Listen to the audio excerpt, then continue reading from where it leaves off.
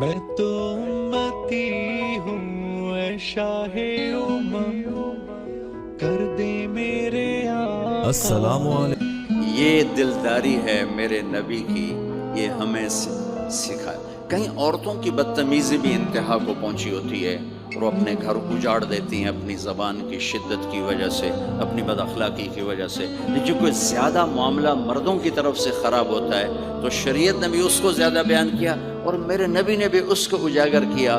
اور میرے نبی کی آخری تقریر، آخری خطبہ حجۃ الوداع کا صرف ایک رشتے کو بیان کیا، صرف ایک رشتے کو بیان۔ ہم کتنے رشتوں میں جکڑے ہوئے ہیں، ماں باپ، بہن بھائی، چاچا تایا، خالہ خالو، دادا دادی، نانا نانی، ساس بہو، کتنے ہم رشتوں میں جکڑے ہوئے ہیں۔ میرے نبی نے صرف ایک رشتے کا حق بیان کیا، استوصوا بالنساء خیرا، میں تمہیں تمہاری بیویوں کے بارے میں وصیت کر رہا ہوں، ان کے ساتھ اچھا سلوک کرنا۔ صرف ایک رشتے کو بیان فرما، کیونکہ یہ بنیادی رشتہ ہے، یہاں سے خاندان بنتا ہے۔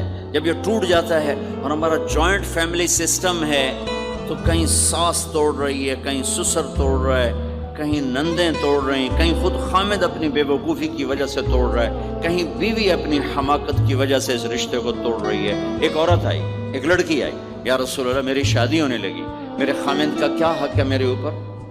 دونوں طرف کی میرے نبی نے زندگی سکھائی۔ میرے نبی نے فرمایا تیرے خامند کے جسم پہ پھوڑے نکل آئیں، پھوڑوں میں گندا پانی جمع ہو جائے، پیپ جمع ہو جائے، اور تو زبان سے چاٹ چاٹ کے اس کے زخموں کو دھوئے، تو بھی تو نے اپنے خامند کا حق ادا نہیں کیا ہے۔ دوسرا، لائف کو بیلنس کیا میرے نبی نے۔ ایک گھر کیسے چلتا ہے، وہ کس طرح خوبصورت بنتا ہے، وہ میرے نبی کے اخلاق ہیں۔ آپ سب سے ایک بات کرتا ہوں، برداشت کرنا سیکھ لیں، زندگی خوبصورت ہو جائے۔ صرف سارے اخلاق کو میں جمع کروں ایک لفظ میں، برداشت، اور اس کو شریعت میں صبر۔ صبر کرنا سیکھ لیں، زندگی خوبصورت ہو جائے۔ بچیاں ساس کی شکایت کر رہی ہوتی ہیں، کبھی خامند کی شکایت کر رہی ہوتی ہیں، کبھی اولاد ماں باپ کی شکایت کر رہی ہوتی ہے، کبھی اولاد ماں باپ کی شکایت کر رہے ہوتے ہیں۔ شکایتوں سے جہان بھرا پڑا ہے۔ آپ شکایتوں کو دفن کر کے ہونٹ سی لیں، صبر، آہ نہ کر لبوں کو سی، عشق ہے دل لگی نہیں، سینے پہ تیر کھائے جا، آگے قدم بڑھائے جا، یعنی زبان حال سے کہہ دے کہ ہاں ستائے جا۔ جو ستاتا ہے چپ ہو جاؤ، جو ستاتا ہے چپ ہو جاؤ۔ اللہ کی قسم آپ ایسی طاقت بنو گے کہ پہاڑ بھی راستہ دیں گے۔ صبر انسان کی سب سے بڑی طاقت، صبر انسان کی سب سے بڑی طاقت ہے، صبر انسان کی سب سے بڑی طاقت، الٹا کے رکھ دیتی ہے چیزوں کو۔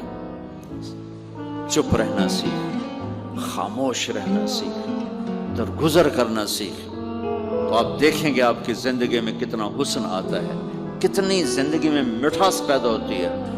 غصہ نکال دینا وقتی ایک راحت ہوتی ہے، اور پھر شرمندگی اور ندامت کے سوا کچھ نہیں ہوتا۔ اور پی جانا، سہ جانا، یہ آپ کو ایک عظیم الشان ہستی بنا دے گا۔ آپ کی دعائیں عرش سے جا ٹکرائیں گی۔ چپ رہنا ان بچوں کو سکھائیں، خاص طور پر اپنی بیٹیوں کو چپ رہنا سکھائیں کہ میں دکھ سے کہتا ہوں میرے دیس کا سسرالی معاشرہ ظالم ہے، ظالم ہے، ظالم ہے۔ اس میں نہ کوئی نمازی کی قید ہے، نہ بے نمازی کی، نہ دیندار کی، نہ بے دین کی، نہ کسی پردے والے گھر کی، نہ بے پرد گھر کی۔ سسرالی معاشرہ بہت ظالم ہے، بہت ظالم۔ جوائنٹ فیملی سسٹم عذاب بن چکا ہے، عذاب۔